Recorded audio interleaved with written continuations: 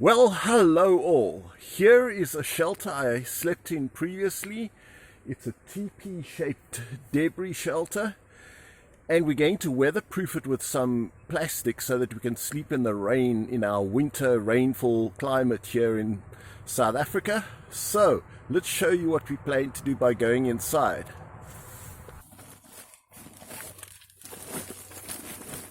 This used to be my bivvy bag. I've cut it open.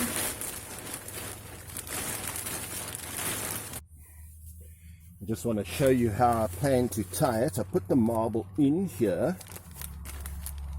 take a piece of string, tie a slip knot, slip it over the marble, pull it tight,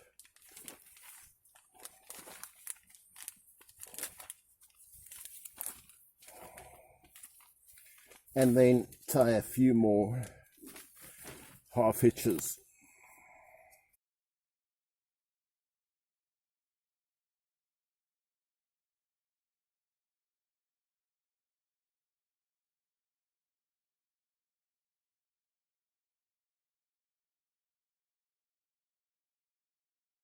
So now we've got a fairly nice waterproof looking area where if it rains everything looks like it should run down and off.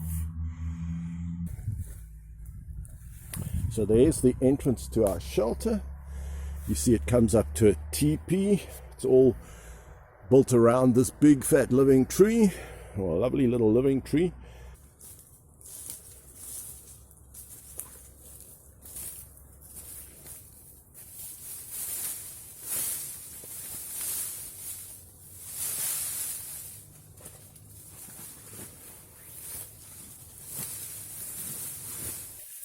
So here is our plastic. We set it up before. I've got another piece of plastic which I'm going to use as a bivvy bag. It's also from a mattress.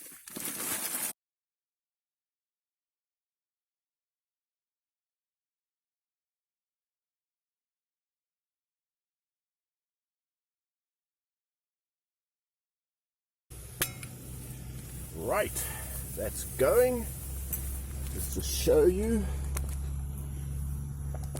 there is our stove. We've lit that. What have we got? So we've got all our ingredients for the curry here.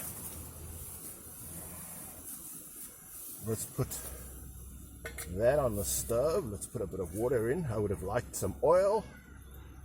But so this will still be good. And we've got some onions and some mince. I mixed in some curry powder.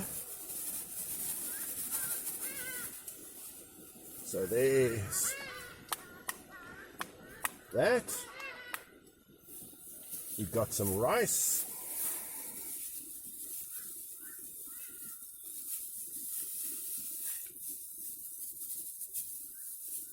Good. Bit more water. More or less done.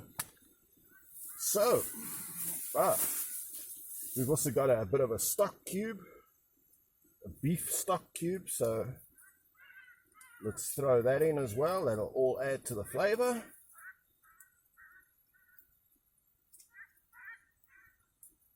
Great. Little piece of silver foil went in there.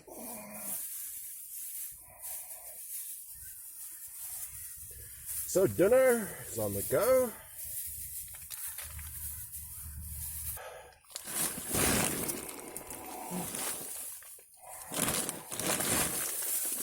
So, all's good.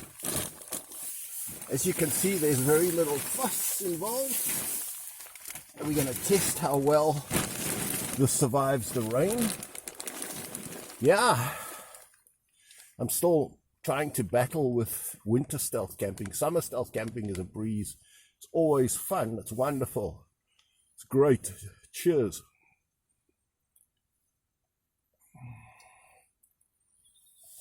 But I've had some pretty miserable stealth camps under a tarpaulin.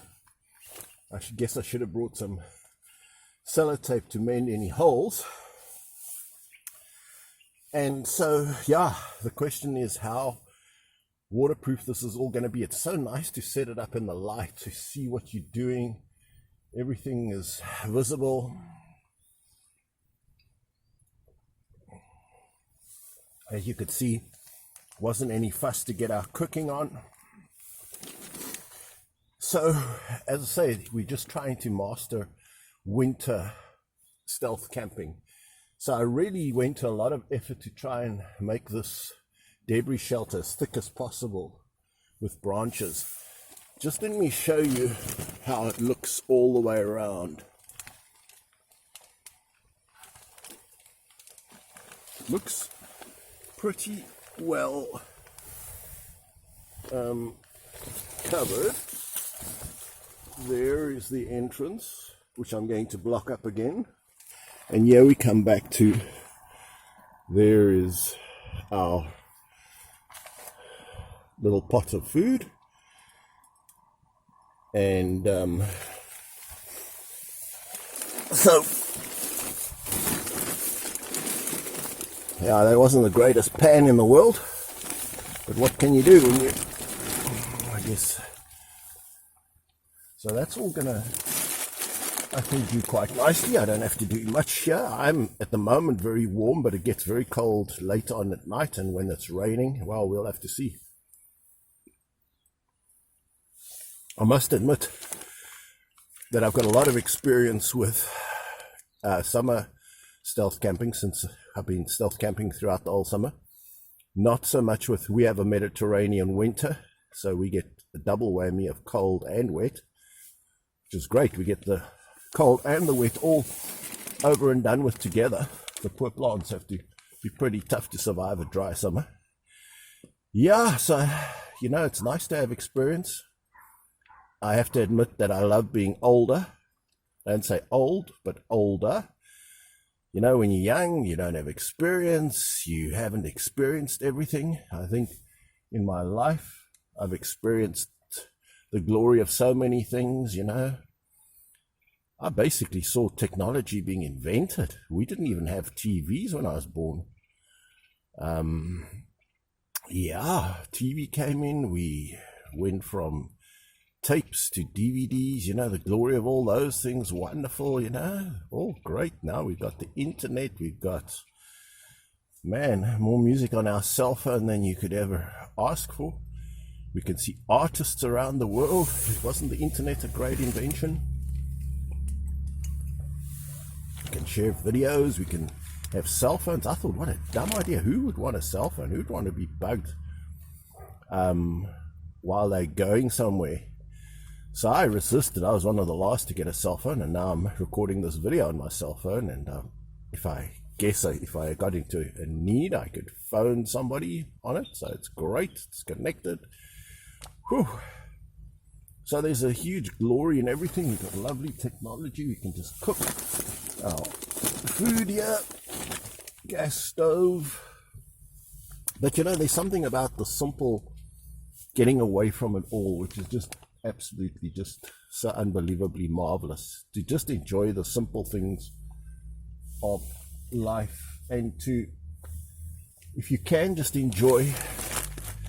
If this is what I want to be able to do, is even in winter, just enjoy stealth camping. Just to know that I've got it all sorted, taken care of, even in winter. And, you know, it makes me think that if you could build a little stealth shelter like this, it would take off a day. And you were ever homeless or in need, or you broke down somewhere, or you needed to live in the boondocks and the sticks. Oops, that seems to have gone out. Let's give it a bit more gas. That, hey, all your needs are taken care of. We've got our food, we've got our raiment, we've got lots of raiment. I'm very warm in my raiment. I've even got plastic tarp, which is a bit of cheating because this is a debris shelter and we've hidden this tarp. What I like about it is yeah, nobody's come and disturbed this tarp. We've left it here for at least, what's today? Yeah, we've left it for quite a few days, and nobody has bothered us. So, yeah, at least nobody's in this area, even though their house is about 50 yards away. So I just have to be careful with light. I don't make a lot of light pollution, so somebody can see me, and I don't make too much noise pollution. Don't burn the place down, but it's going to be wet and raining. That's not possible. So talking about old things, you know, I just enjoy being older. When I was young, I worried about everything. Then I got a book that changed my life, How to Stop Worrying and Start Living by Dale Carnegie. And I literally spent years and years putting into practice everything in that book. And now I must say, I hardly ever worry. So that was one of the advantages of growing older. Not old, but older. I don't worry. And, you know, I've seen the glory of everything. And the one thing I want to talk about is the glory of God compared to the glory of everything man made. The glory of people. There's wonderful pop stars, wonderful actors, wonderful technology. There's so many wonderful things, but the glory of God puts all of the things that man can do, including all the talents that we have, it just puts it all to shame. What can man do that can compare?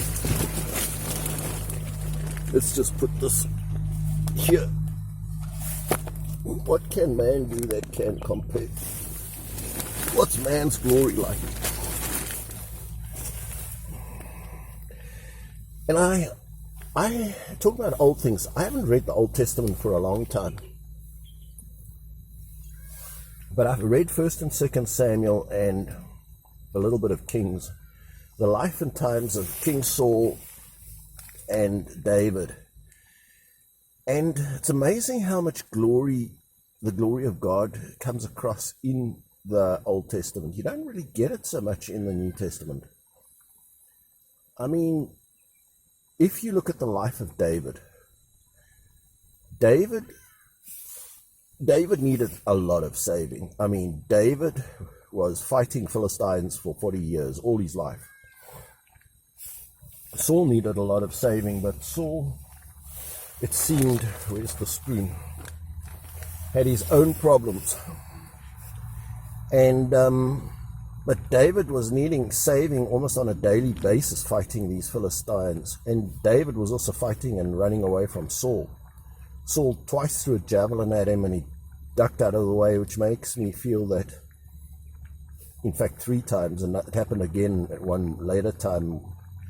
And then David didn't play harp for Saul anymore. Hazards of the job. By that stage, Saul was demon-possessed. And he used to get into these like fits of depression and anger and jealousy at David.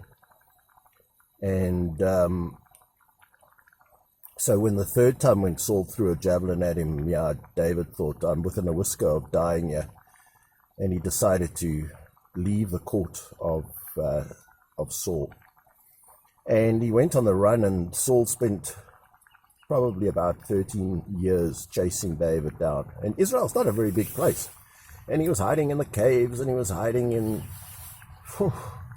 Saul would surround the mountain, and then just when David was about to get caught one time, a message came that the Philistines are invading. Saul must come quickly, and David was saved. So David was saved all the time by God. And the thing that's amazing about David is David always gave the credit to God. David, you can read the Psalms, you can read Samuel, how David always attributed everything that he did that was a success, including living, surviving, thriving, being eventually quite wealthy and, a respected person in the Middle East there. Really, they'd started a new country. And this was an experiment in kings. David was only the 2nd king. David attributed all his success, and he gave it the glory to God.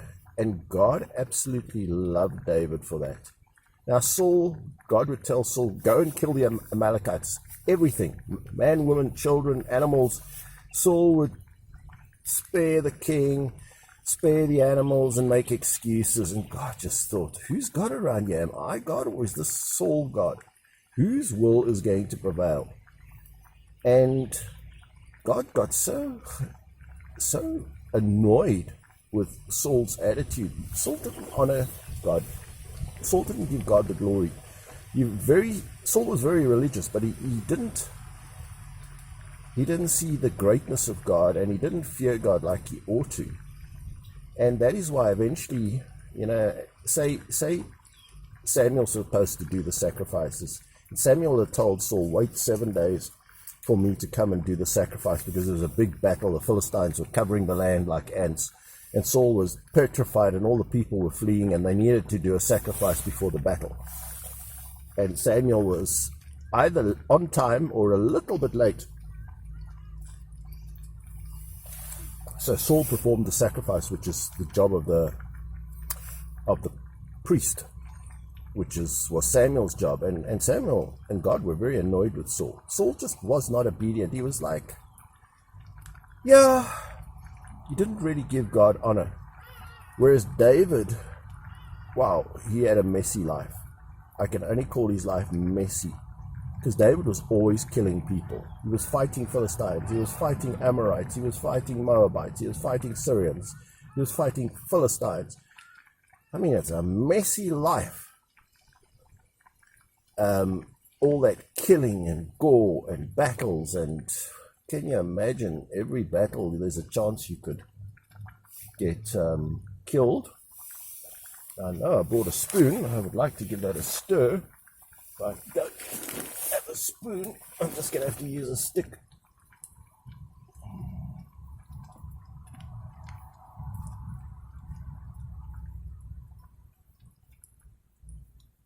But I'll have to find my spoon, otherwise, there we go. Otherwise it's going to be very hard to eat.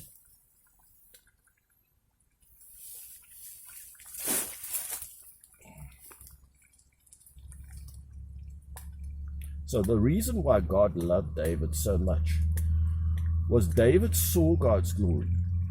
David recognized that every success that he had came from God. Saul,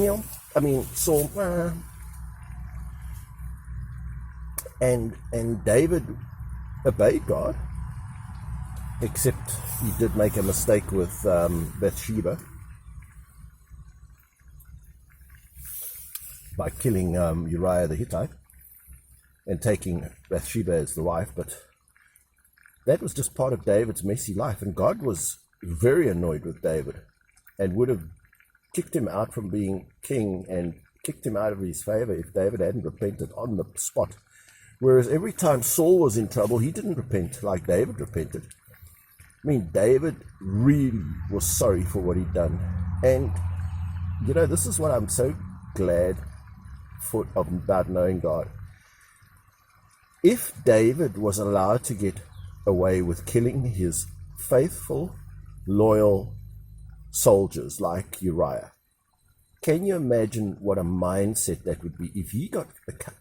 killing your enemies in war is one thing, but if you can kill a trusty, loyal soldier who's dedicated to you, but just because you got his wife pregnant, and God could not let David that mindset, because that would have polluted and corrupted David's mind if he thought, now I'm king, even though God made him king, and I can get away with that sort of nonsense. So God, through the prophet Nathan or Gad or one of those prophets, pulled him up sharp and said, this is totally not on. And God pronounced trouble on David's family, and David's family was plagued. All his children were plagued with trouble from then on.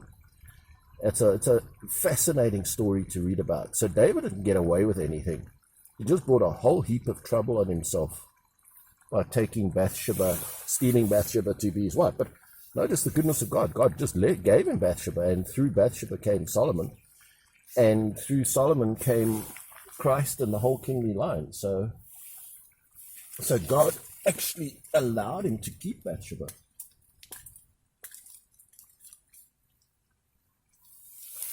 Quite interesting. But you see, God, as you get older, and you look at the demons, they just get worse and worse over time. You need God to correct your mind. You need the Bible. You need the Old Testament and the New Testament to correct you.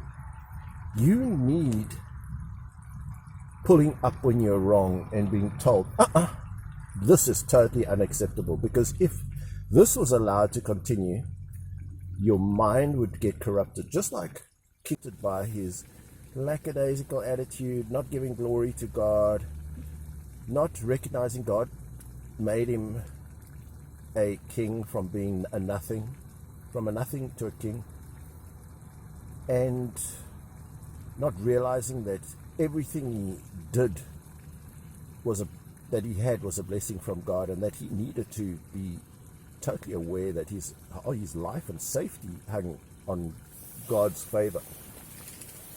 And when God got tired of Saul, he told him the day before that you were going to die. Saul knew that he was going to die the day before, because by then Saul's mind had been so corrupted that he went and sought a witch, and he asked the witch to bring up Samuel.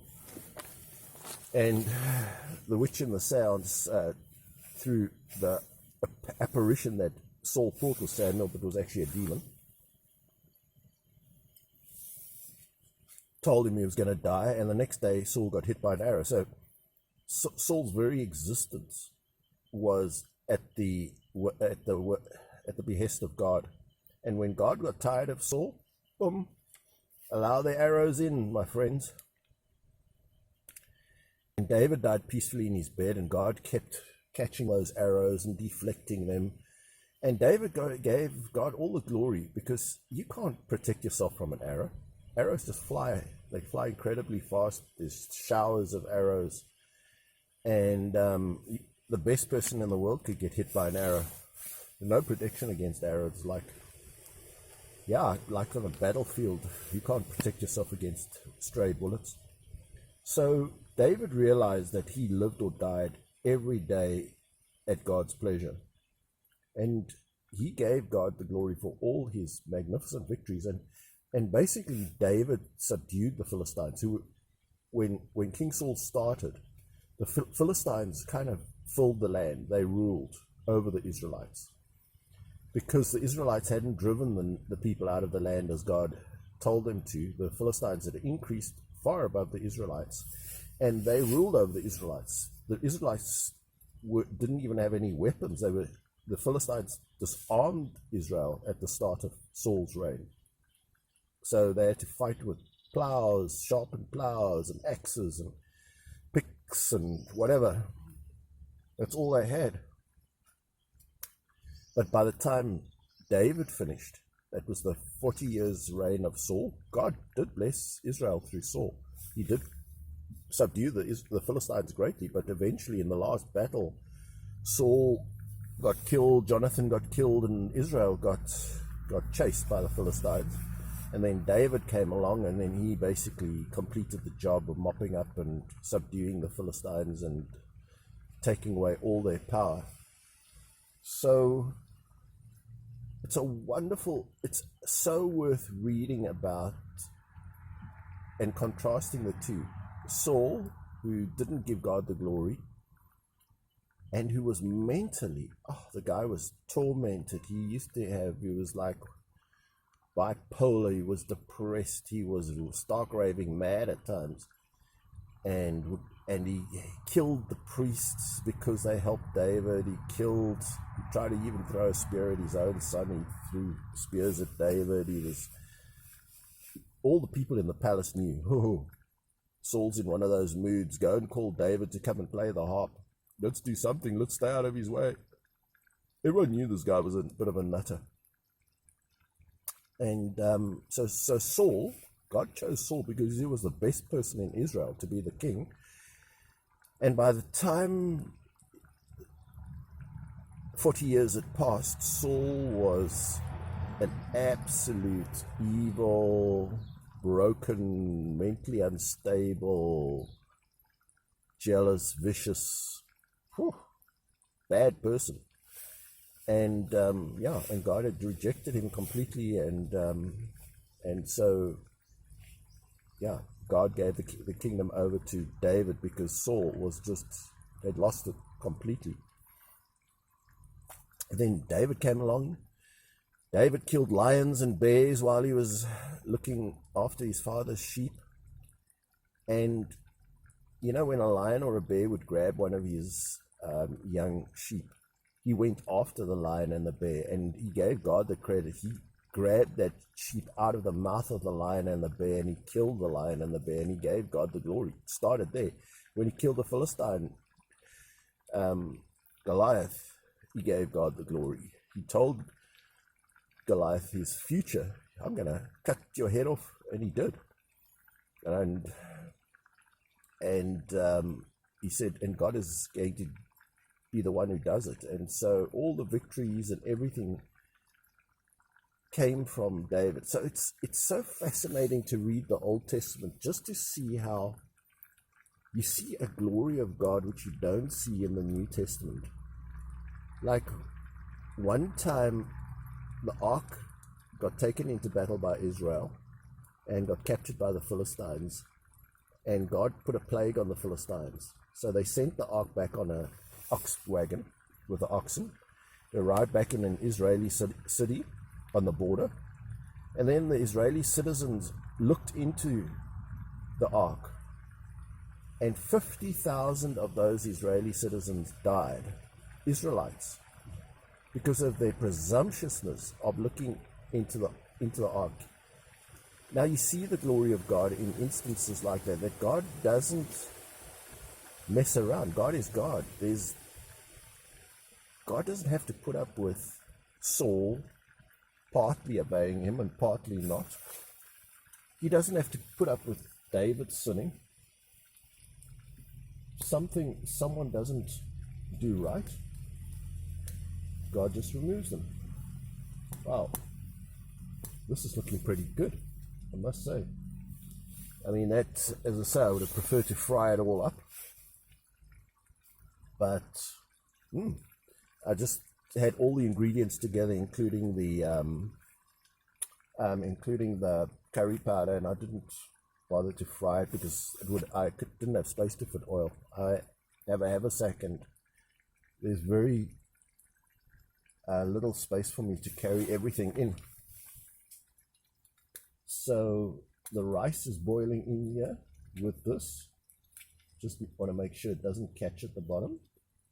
I think we'll put a bit of wine in, put a bit more water in, let it boil. You know, they say brown the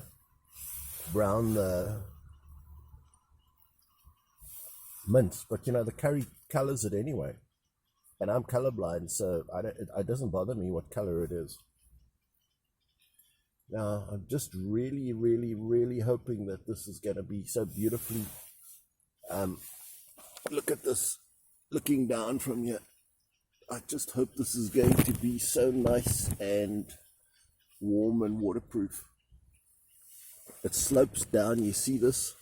So we're going to sleep also in the bivvy bag, so if anything leaks through, we're hoping that our bivvy bag will keep us warm for any drops that come through this piece of plastic. So, where is the spoon? Oh, it's in here still. I love this gas stove. We'll let it cook. Always love a good curry and rice. Could have had a few veggies. Hey, and it's all good. It's all fantastic. Got wine. Lovely thinking about, as I say, when you're out in this nature, it says the heavens declare the glory of God and the firmament shows his handiwork. And when I can see the stars, I just love it. It's been so wonderful, especially as there've been a whole lot of planets in a row. There's been Venus, Jupiter, Mars, and then Saturn. And then there was a time this past week where I photographed you could see the crescent of the moon, and then you could just see Venus look like an Islamic flag. Crescent of the moon with Venus just on top of it. And now I think Mars and Jupiter, or Mars and Saturn are almost in conjunction. The heavens declared the glory of God, and the firmament shows his handiwork. Well, Elon Musk sends up a few satellites. I love seeing those too. They're almost as exciting as some constellations. And then when you go to the firmament shows his handiwork. When you go to the fossil record and you look at the Precambrian, the Cambrian, Ordovician, Silurian, Devonian, Carboniferous, Permian, Triassic, Jurassic, etc., all those eras, and in every one of those strata you find whole biomes of living organisms. Each strata contains a whole, like our world, with its top predators and its producers and its primary consumers and secondary consumers, its herbivores, its carnivores, its whole food chains. Everything was in each of those era there was a balanced biome and whole ecosystem of animals and plants that all exist together. Completely strange, weird. There's 99% of animals that ever lived are extinct today. So there's been 99 times more than what we see on Earth today. I mean, if that doesn't talk about the glory of God, I don't know what does. The fact that there are so many fossils, so many different worlds that existed before mankind was created 6,000 years ago. Adam and Eve were created 6,000 years ago after a mass extinction. And there have been these mass extinctions after the Cambrian came a mass extinction. Then came the Ordovician, with the fish, these scaly fish and so on. And then things moved. Then you had the land ecosystems during the Silurian, and you had like these huge tons and tons of trees, etc. during the Carboniferous. And we all know about the Jurassic and Triassic times with the dinosaurs, etc. And you know that during the times of those dinosaurs, there were whole different ecosystems. There were no elephants and lions and horses and man. They didn't exist at the same time, because if you put a horse or a man or an elephant around T-Rex would have just had him for a snack, and they would have just been wiped out.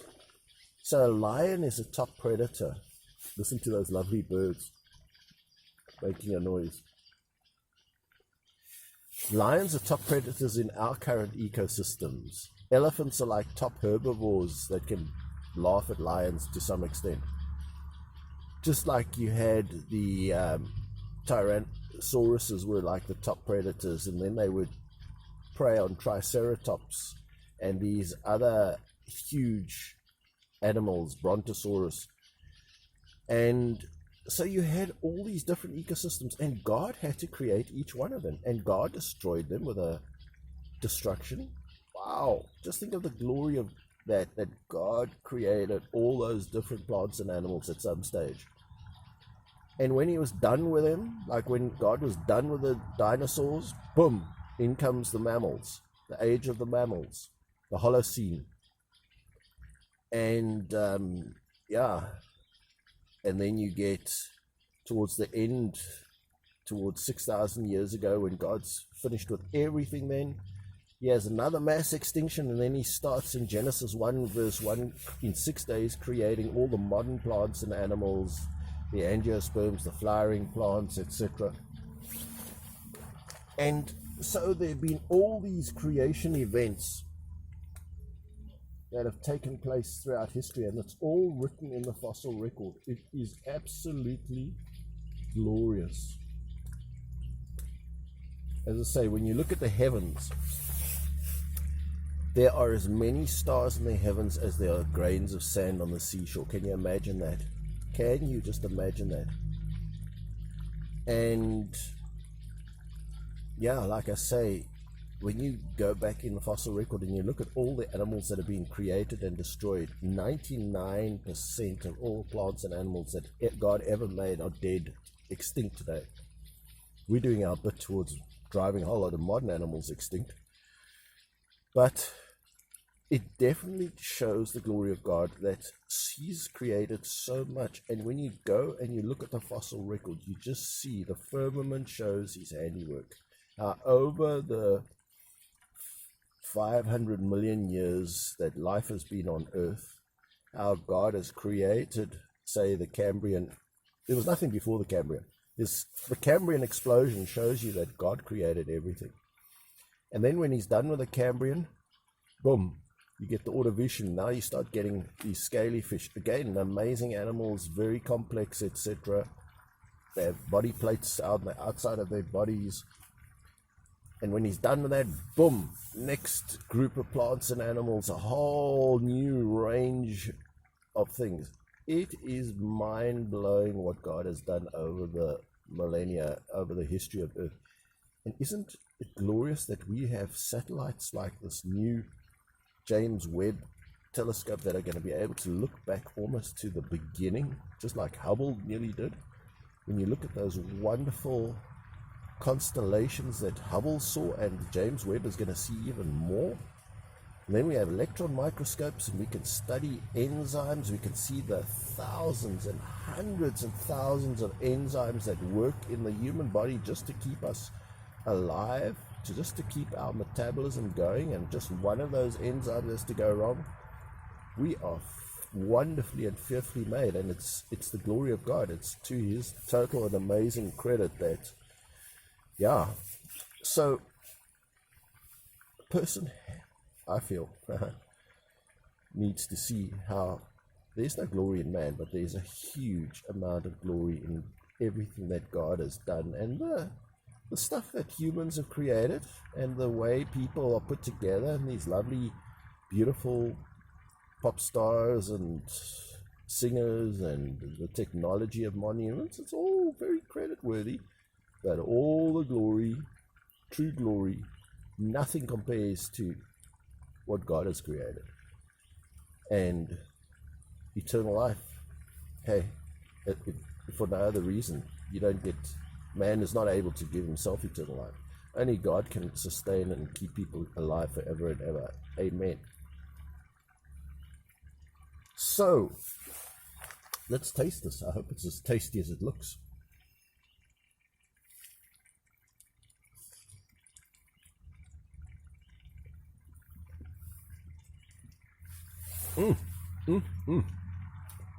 That is pretty tasty. Hot as anything, and pretty tasty.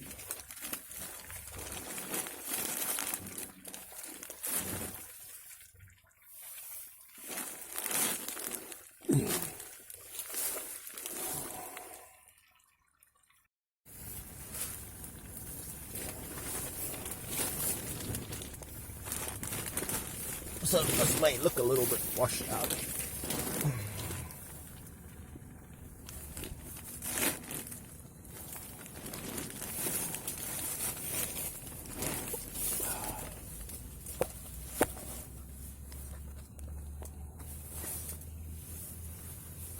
Let's switch the stove off. Yum, yum.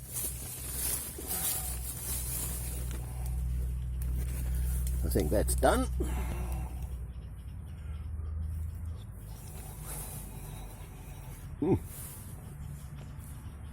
The rice was the only thing that was going to take a bit longer, and I think it's done.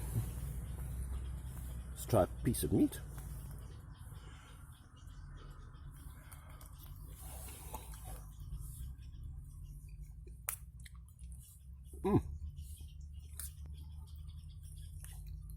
That is so delicious.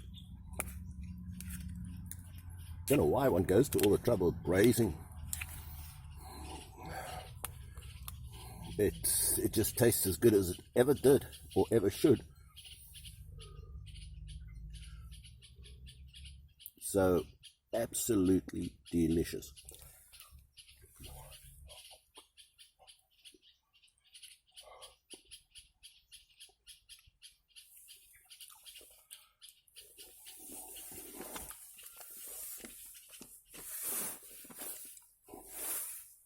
I think I'm gonna let that cool down a bit, because that is as hot as molten lava, but totally delicious, very tasty. I think that stock block did add to the flavor as well.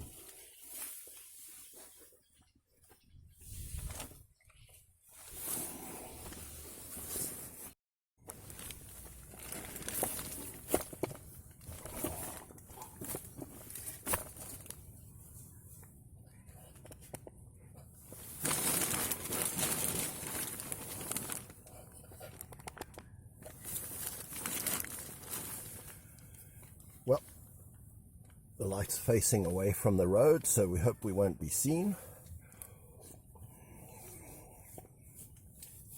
I'm sure that most of you have not heard of the idea that God created each of the paleontological strata and eras was a separate creation of God. I'm sure you haven't even heard of that or thought about that. But I taught science for 46 years, so I'm interested in that sort of thing, of how you reconcile the fossil record with the Bible. And I do believe that God created Adam and Eve and all modern humans and plants and animals 6,000 years ago. But I do believe that all those things that you see in the fossil record were created at different times in the past. So let's just see why this pattern does make sense. When God starts in Genesis 1 verse 1, the earth is without form and void and in darkness, and water covers the deep. That's a mass extinction. We're starting from the end of a mass extinction. There's an earth, it's covered with water. That's even before day one. And when God says, let there be light, what he's doing is he's clearing away the thick, you could say, nuclear winter cloud of darkness that's enshrouding the earth, and letting the light of the sun that's already been there for,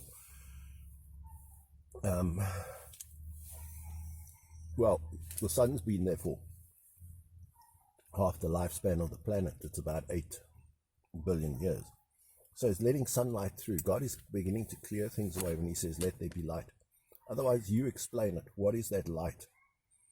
What relevance is that light? Where does the light come from?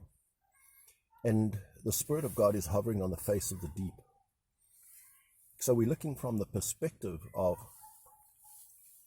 the water from sea level.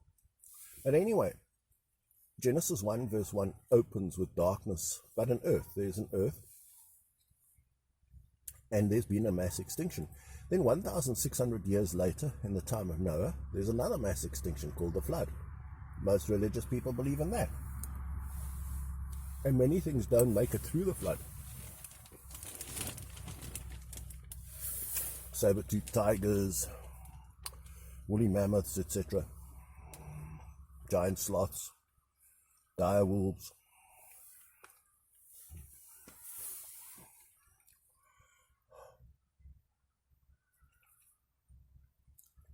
So then there's a post-flood era that starts 1,600 years after creation. Creation occurred 6,000 years ago. And then when Christ returns, there's going to be another mass extinction. In fact, we know that it's the end time by the fact that 1/4 of the human population dies. That is called the fourth seal and the fourth horseman of the apocalypse.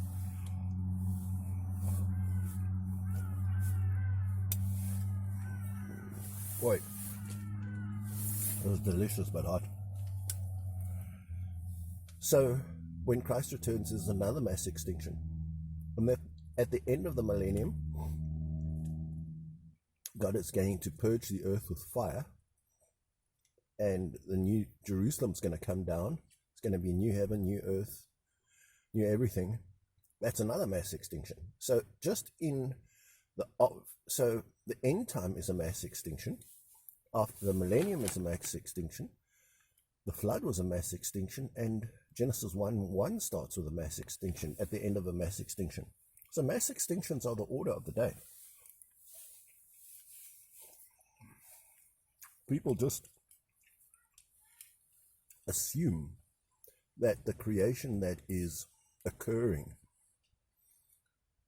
in Genesis 1, chapter 1 is the original creation. But God tells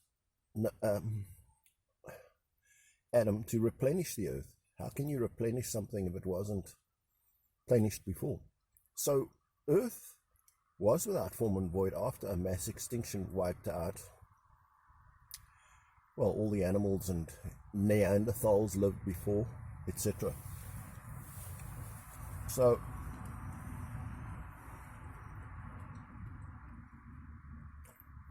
Homo sapiens was created in the form of Adam and Eve. I believe that the rest had been wiped out, including the Neanderthals, at the time of the flood. There were many, many strains of hominids. You can ask yourself, why are there only humans, sapiens, Homo sapiens around today? Because the rest of the hominids didn't make it through that mass extinction that occurred 6,000 years ago. And then with each of those geological events, like I say, the Cambrian, etc., they all culminate in a mass extinction. So it's not a far stretch to think that God created, destroyed, and you never find dinosaurs' footprints or dinosaur fossils with human fossils. In fact, you don't even find, for example, dinosaurs with, for example, the Cambrian. The Cambrian are all small but complex. All the phyla that are around on Earth today were created in the very first layer, which is the Cambrian. Virtually all the phyla, the patterns for animals, was around right from the beginning, but they were very strange and very different animals. And God is a very creative God. He loves biology, he loves creating, and he's created. How do you explain all those fossils? And how do you explain the stratification? How do you explain that Cambrian fossils only occur in the Cambrian layer? Ordovician fossils occur in the next layer up, and so on. So around the world, these successive layers have been laid down, and their fossils don't mingle. How on earth in a flood would you be able to sort fossils like that? And then the other obvious thing to ask yourself is, the light that you see with the naked eye from stars is 6,000 years old. But the moment you look through a telescope, you're beginning to see stars that are further than 6,000 light years away. And then you can look back to almost the Big Bang 13.7 billion years ago, and you see the beginning, the very first proto-galaxies forming.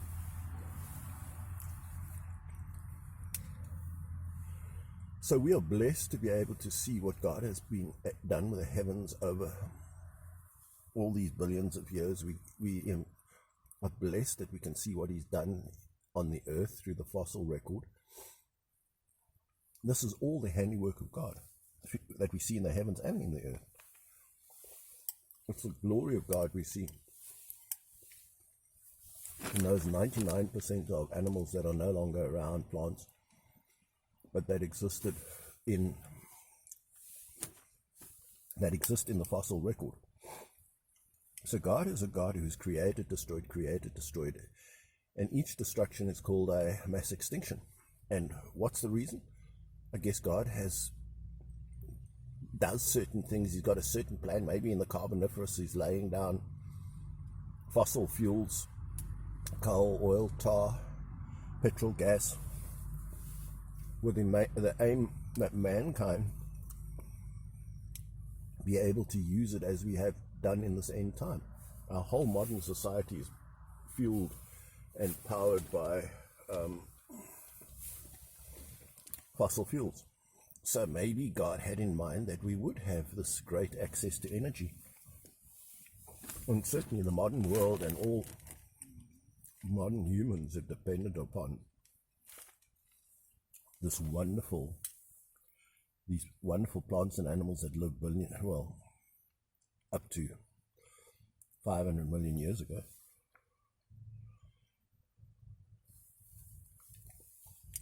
Originally the earth, the seas, were filled with iron, and there was no oxygen in them, and God created, the very first things he created over 500 million years ago were algae and bacteria that could photosynthesize, and they pumped a whole lot of oxygen into the seas, and the seas, all the iron rusted and fell out of the water. It oxidized, and then God terraformed the earth so that the earth's atmosphere became oxygen rich. In the very early atmosphere, there was no oxygen in earth's atmosphere. You can check that from the rocks, from the fossils, etc., from the geology of the earth. And there have been times in earth's history when the trees went nuts and they photosynthesized, and carbon dioxide levels at some stages were 10 times higher than they are today, and the things that were around then lived happily. At times oxygen levels were much higher. Obviously, when you have higher carbon dioxide levels like we have today, it makes life for humans uncomfortable. But even if our temperature rises by 3, 4, 5, 10 degrees, I do believe humans would survive, but life would be torrid. They would survive in small areas and along the coasts, etc. There'd be floods and deserts and droughts and tornadoes, but other life would exist on Earth. It's not like we're going to wipe out the Earth. We're just going to make life very difficult for humans.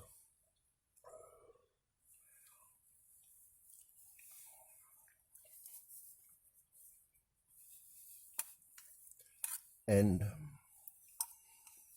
the question I had for many years was, where did the ape men fit in?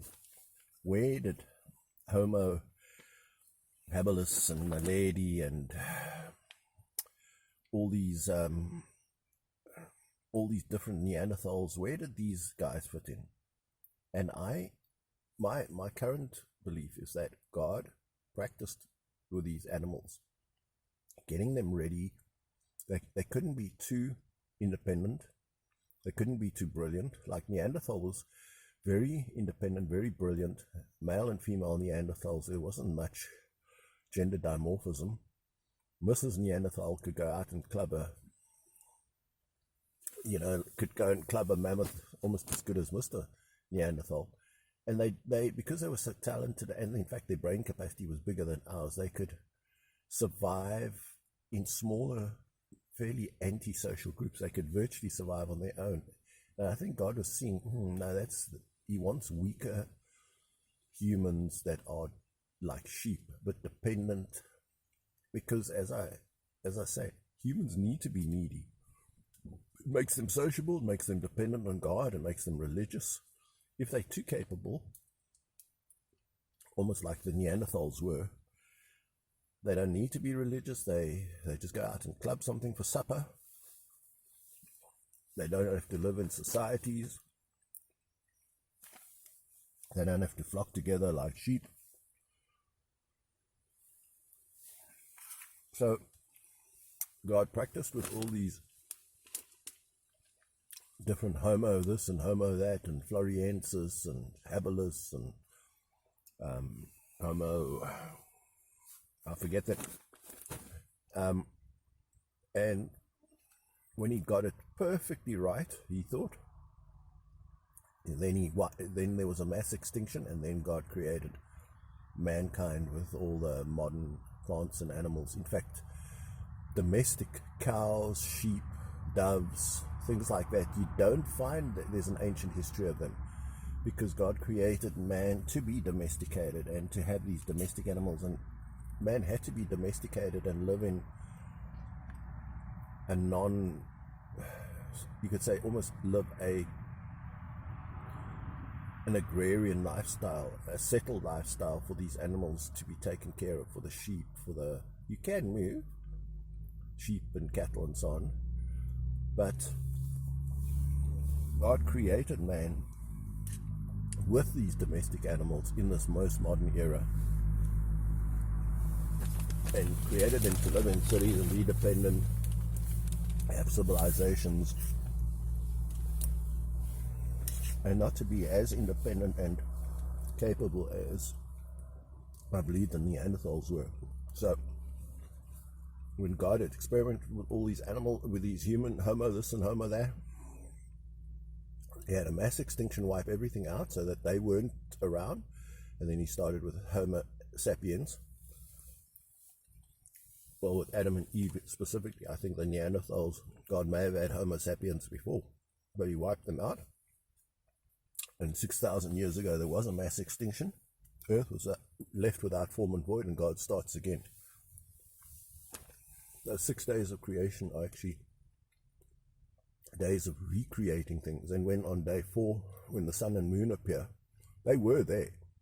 It's just that from the perspective of the Holy Spirit hovering on the face of the waters, you begin to see them, and then God sets them for signs and seasons. It's not that he created them on that day.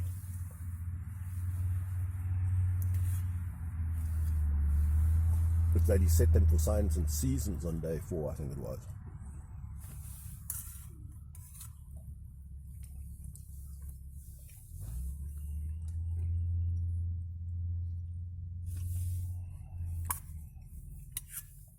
So, it hasn't started raining yet. I'm all waiting for it. All the weather reports say it's going to rain like crazy. It's so nice to be able to set this up in the semi-light. Finish eating. And then I can hop in bed.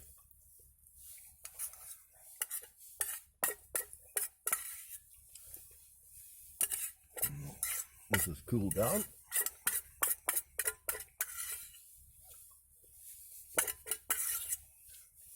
That was totally yummy. Blow up some cushions.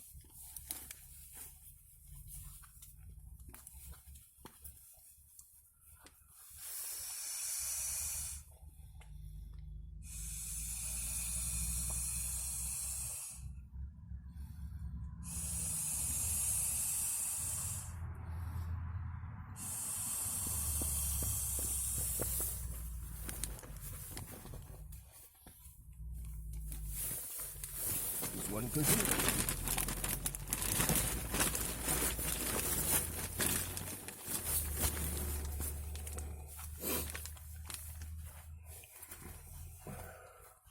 Can't sleep without these.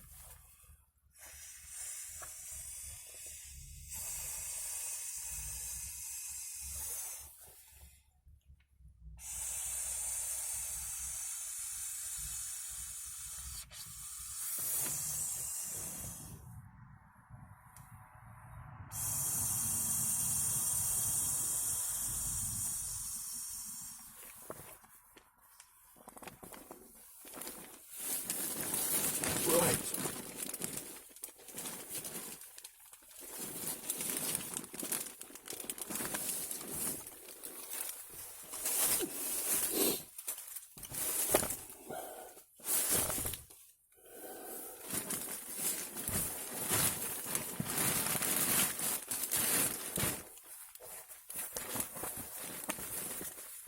Put out the ground sheet.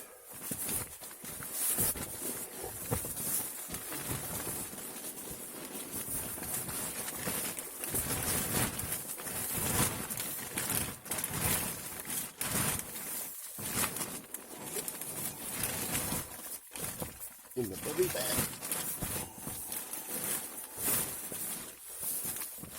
Let's put the sleeping bag in.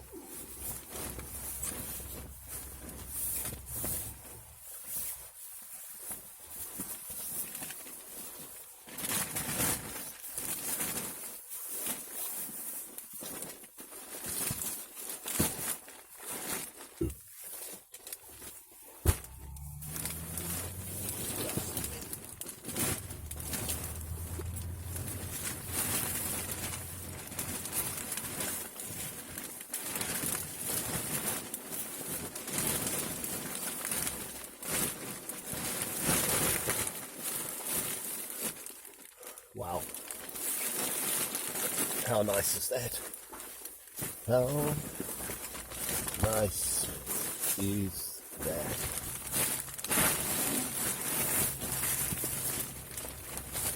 Well, I'm going to say goodnight. Have a good one.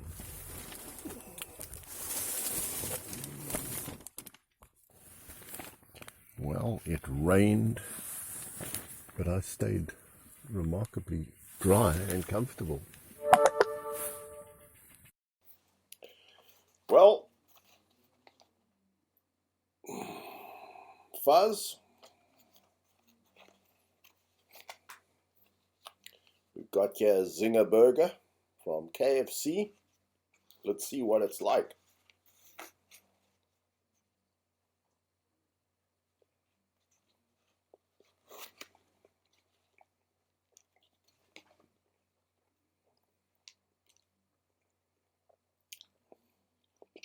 Oh, hot.